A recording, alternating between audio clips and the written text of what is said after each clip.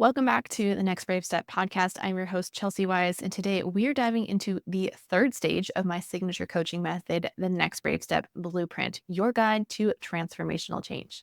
Now, this blueprint is not just a set of steps, it is a proven system that has worked for hundreds of people all around the world. So, whether you are feeling stuck in your job, struggling with finances, or yearning for better health, maybe you're even wanting to seek more fulfilling relationships. This blueprint is designed to help guide you through that transformational journey step by step. So, what exactly is the Next Brave Step blueprint? This blueprint is a comprehensive, actionable plan that helps navigate significant changes in your life. And it's broken down into 6 key stages. So, the first is the reckoning stage. And this is where you recognize the need for change and you really confront the reality of your current situation. Stage number 2 is the evaluation stage. This is where you assess where you're at, what's working, what's not working, and decide where it is that you want to go. Today, we're going to be talking all about the strategy stage, and this is where you develop a clear and actionable plan to achieve success. Stage number 4 is all about taking massive action and taking that next brave step. This is where implementing your plan and taking bold, decisive action comes into play. The fifth stage is where we are course correcting. And this is where we kind of adjust our strategy as we need to stay on track. And finally, we have receive and repeat. This is where we embrace our achievements and prepare for continuous growth ahead. So throughout this series, we've dived into each of these stages. In our last episode, we talked about the evaluation stage. Today, we are moving on to the next stage, the strategy stage. I'll be sharing some insights, personal stories, as well as practical tips to help you develop clear, actionable plan in order to achieve your goal, anticipate roadblocks, and nurture some motivation. So if you are ready to take control of your life and start your journey towards a transformational change, stay tuned. Remember, each brave step that you take brings you closer to the life that you've always dreamed. Let's start with the Next Brave Step loop. Hello, and welcome to the Next Brave Step podcast, the podcast that's all about turning dreams into action. I'm your host, Chelsea Wise. Now, this podcast is more than just something to listen to while you fold laundry. Instead, imagine I'm inviting you to join me in my kitchen, a space for genuine and transformative conversation. Here, with the sunlight streaming through the windows, margaritas and homemade guac on the table, we're ready to dive into stories and strategies that don't just inspire you to think about a better life, but give you the tools, motivation to go out there and make it happen. So pull up a chair, let's talk like old friends, and together we'll navigate the journey from turning dreaming into doing, one brave step at a time. Your adventure towards making your dreams a reality starts right here. Starting with the strategy stage. So in this stage is where we are really focusing on developing that clear and actionable plan for achieving our goals. It's really all about creating this well thought out strategy that's essential in making progress and ensuring that our efforts are leading to meaningful results. So if you have not already, go ahead and make sure you grab the workbook that goes along with this entire series. You can get it down in the show notes below. It is going to offer some structured guidance, exercises, as well as some worksheets to help you through this strategy process. Okay, so the very first step that we are going to do or achieve. Okay, so the very first part of the strategy phase is where we develop a clear and actionable plan. It's kind of the goal of it. So the first way that we do this is by identifying all of the possible routes that are going to get us from point A to point B. If you remember back in the evaluation stage, we really defined that starting point and that end point. You can kind of think of it as a map or even a GPS. You have to know where you're at and you have to know where you're going. Today, we're going to be picking that path in between. Now, the first thing is to identify all the possible routes. So, when you type into your GPS that you want to go from Kansas City, Missouri to Lauderdale, Florida. Now, it could give you 5 different routes, and you will see that there are different ways of getting to the same direction. So, the idea of brainstorming all of the potential ways that you're achieving your goals, it's critical that you really think beyond your current resources and your current circumstances. You want to be open-minded, you want to be creative. Now, even if these routes you don't intend to take, it can help you to see this situation with fresh eyes and reveal some unexpected opportunities and insights. So don't be afraid to explore some unconventional solutions. Sometimes the path less taken is the most rewarding. So let's talk about some examples of some out of the box solutions. So let's say that right now we are hitting that 9 to 5 grind, right? And your end goal is to have more control over your time. Now, there's a few different ways that you can go about doing that. So, the first solution is that maybe you start an Etsy business selling digital downloads. So, running that Etsy shop allows you to create and sell digital products such as printables, planners, artwork, or digital templates. Since these products are digital, there's no real worry about inventory or shipping. It gives you the freedom to work from anywhere and at times that suits you. Income potential is also amazing because with the digital products, you can generate a steady income. So once they've created, these products can be sold repeatedly with minimal additional effort, providing you more of a passive income. Now, the other thing, you can start small and expand your products offerings over time. As you gain more experience and understand your market a little bit better, then you can start to introduce new digital products that can increase your revenue. Now, with an Etsy digital download business, you can set your own schedule. There's flexibility that allows you that work life balance and other aspects of your life, such as spending more time with family, or maybe it's even pursuing personal interests. So, that is one solution. Now, let's say that you're 9 to 5, you work at an accounting firm. Maybe your solution is to start your own remote accounting firm. So, a remote accounting firm allows you to offer the services to clients from anywhere in the world. This means that you can work from home, a coffee shop, or even while you're traveling, as long as you have some reliable internet connection. Operating remotely is going to reduce the need for physical office space and is really going to lower that business expense. You can invest more in technology and marketing instead of rent and utilities. You also are going to have a lot of control over your schedule. As the owner, you can choose your working hours. This autonomy enables you to create that schedule that fits your lifestyle, whether that means working early in the morning or late at night, or maybe it is traditional business hours. You have the power to choose that. So, with the ability to serve clients remotely, you can expand your client base beyond your local area. So, this really widens that reach and can lead to more business opportunities and potential growth for your firm. Running your own accounting firm allows you to focus on of accounting that you're passionate about. So maybe you are really passionate about farm finances. You can specialize in services around building a certain niche. This is going to enhance your expertise and your reputation in the industry. Now, both of these solutions are viable paths to escape that traditional 9 to 5 grind and gain more control over your time. So, whether it's that you're starting that Etsy business or maybe you're starting a full on accounting firm, these options provide that flexibility, that potential for growth, and that freedom that creates that work life balance that suits you. So, let's talk about another problem. Let's say that you currently live in a tiny rural town and you are wanting to move to a city that has more amenities. So, you're wanting to have more opportunities, more shopping, more places to eat, right? Now, there's a couple different solutions. So let's say that you love your current job and you just really want the amenities of that bigger city. You could see if telecommuting to or working remotely is an option. So many companies are open to remote work, especially post pandemic. And allows you to kind of relocate without the stress of job hunting or maintaining your current income while enjoying that benefit of your new location. So, another solution could be skilling up and job hunting strategically. So, you could invest in upgrading your skills to match the demands of the job market in the city that you want to move to.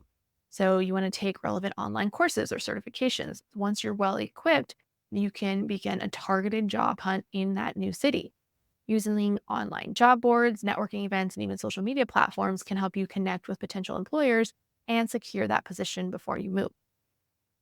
Again, both of these are options for that problem of wanting to move to a bigger city with more amenities. So, if you have not already, make sure that you download the workbook. You can grab the link down below in the show notes. It's going to have exercises to help you brainstorm and map out all these possible routes to your goals with a brainstorming template and a route mapping tools. Okay, so the next part of the strategy phase is doing a risk analysis and choosing your route. So, when you're strategizing and planning your path to achieve your goals, it's critical to do a thorough risk analysis. It sounds super fancy, right? But it's pretty simple. It's essentially the process that helps you evaluate which of the potential routes are and make a informed decision. So, here's how you actually go about doing it. So, each of your potential route, you're going to list out all the possible risks that you might encounter. So, these could include financial risks, time constraints, market uncertainties, personal limitations, or even external factors like the economic change or regulatory issues. Some of these risks might affect you immediately, while others could impact you further down the road. So, once you identify all of them, you're going to evaluate each of these risks. So, how likely is each risk to happen? Is it common issue in your chosen path or is a rare possibility? Use a scale from low to high in likelihood. You can also use a scale of 1 to 10. So, how likely is it that this is going to happen? 1 being super low, 10 being super high. You live in Tornado Alley, there's probably going to be a tornado, right? So, determining that potential impact for each of your risks, again, rate those impacts on the scale from low to high. The next thing that you want to analyze is your risk tolerance. You want to reflect on your comfort level with taking risk. Now, some people are much more risk adverse, while others are much more comfortable taking bold chances. Understanding your own tolerance is key to making that decision that you are going to be comfortable with long term. Another thing to consider is your financial situation. How much are you willing or able to invest without jeopardizing your financial stability? Having that financial cushion can really affect your willingness to take certain risks. The next part is that you want to weigh your potential benefits against those risks. So essentially, you want to compare what that potential benefit for each of those routes is with the associated risk. This involves not just financial gains, but also personal satisfaction, career growth, work life balance, and those non monetary factors as well. Think about how you can mitigate risk. For instance, if you're starting a business that involves some high upfront costs, could you reduce the risk by starting small and scaling up gradually? Look for ways to minimize that risk while you're pursuing your goals. Finally, we are going to make an informed decision. So, based on that risk analysis, you want to prioritize the routes that offer the best balance of high potential benefits and manageable risk. So, what's going to give you the best bang for your buck without hurting your pocketbook as much? Essentially, is what that means. Now, not all this is financial. Maybe it's what's going to get you to that end goal with the quickest, right? Maybe it's your time that you're risking. Now, it doesn't mean that you're going to avoid all risk, but rather it is being strategic about which risks you're willing to take. So, for routes that you decide to pursue, so if you have not already, make sure you download that workbook. We dive way deeper into a risk analysis template to really help you through this process. I know that it sounds like a lot of big, scary words, but it's really not that bad. Essentially, you're just picking which route is going to be the best for you in your current situation. Okay, now we've got kind of a plan of where we're going to go. We've decided which route we're going to take. Now we need to anticipate some roadblocks. So, roadblocks are kind of like potholes or bumps in the road. If we're prepared for them, we can either swerve out of the way or we can brace for impact. Either way, when we know they're coming or recognize their potential, we have the ability to stay on the road and not end up out in the rhubarb. Understanding and anticipating these roadblocks can make a huge difference in your journey towards achieving your goals. Let's dive into a couple roadblocks that you are more than likely going to come up against some point along your journey.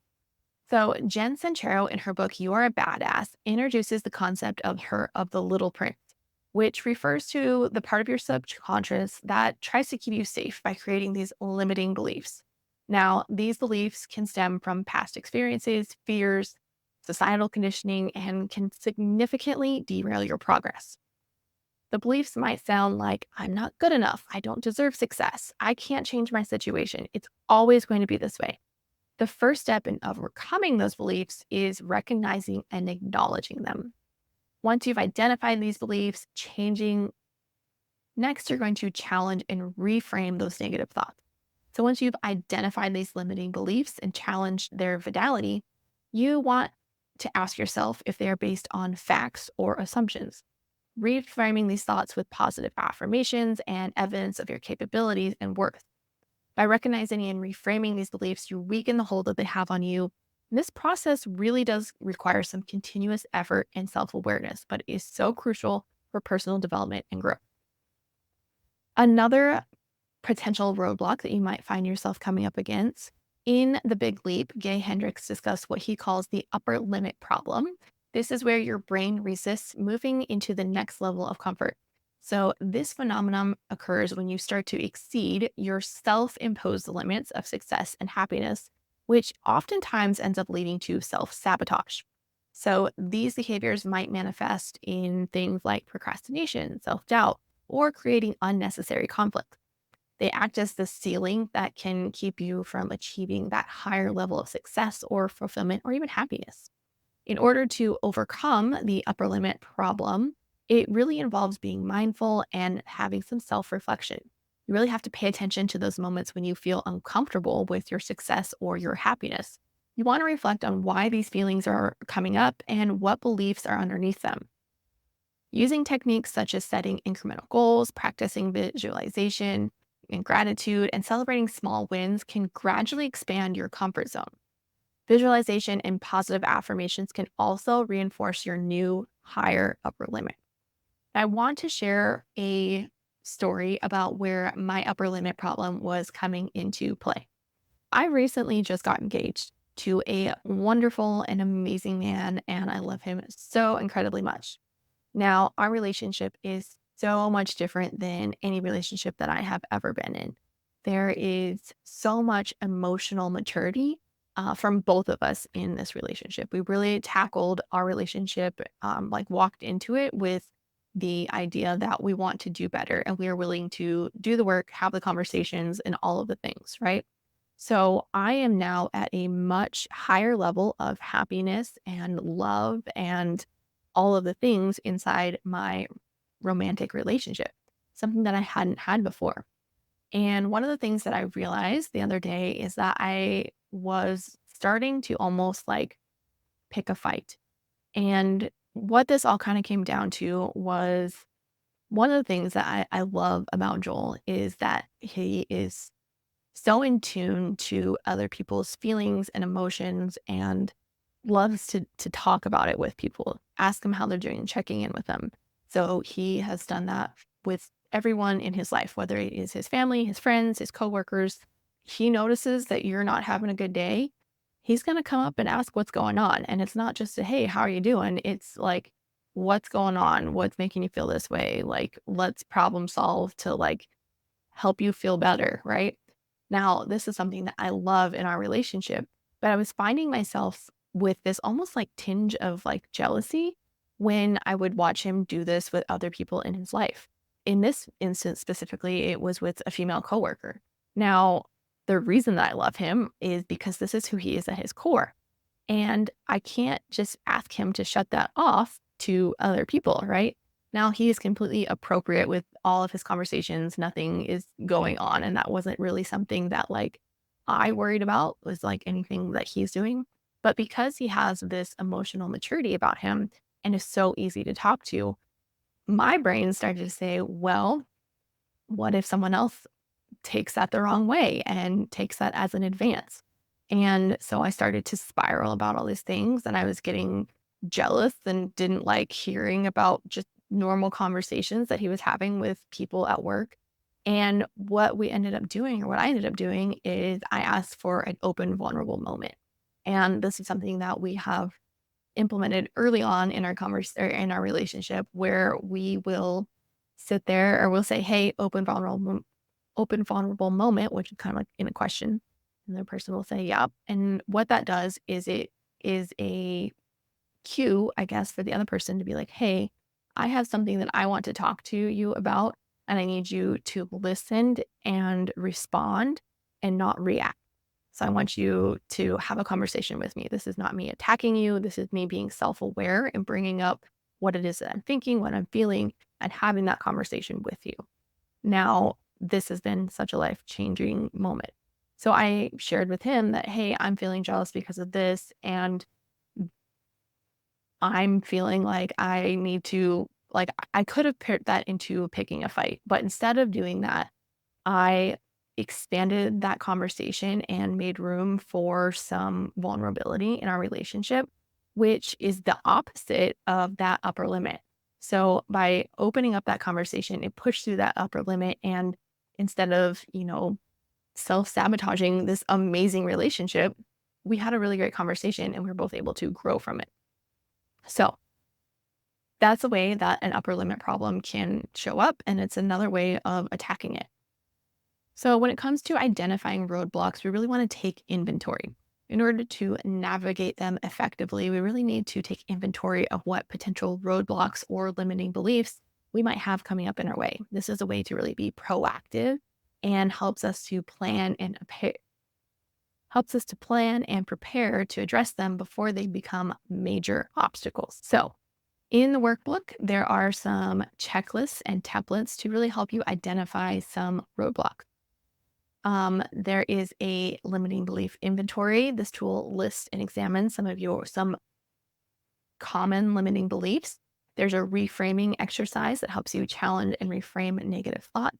And there's also a upper limit problem identification. This worksheet is there to help you identify upper limit behaviors and strategies to help overcome them.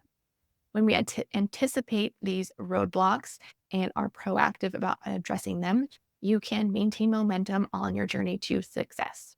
Remember, being prepared for these challenges allows you to stay focused, adapt to things as needed, and continue to keep making those brave steps forward. Now, we've kind of talked about what some of these roadblocks are. I want to give you some tools for combating some roadblocks. So, the biggest tool and most powerful one that I have used, especially recently, but have heard from so many more people the more that I talk about it, is the power of forgiveness. So, forgiveness is so powerful for releasing past hurts and moving forward. Now, it is so important to understand that forgiveness does not condone or endorse bad behavior from others. It doesn't erase anything that has happened to you. Instead, it's about releasing the heavy burdens of shame, guilt, and blame and hurt that you carry around. Sometimes you forgive others, and sometimes you are forgiving yourself. So imagine feeling these feelings as rocks in a backpack that you have strapped to your back and you are carrying up a mountain. Now, each one of these rocks is going to represent. Now, each one of these rocks represents trauma or hurt, and they weigh you down.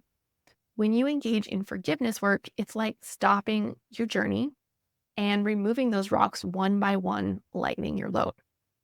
So, how do you actually go about doing this?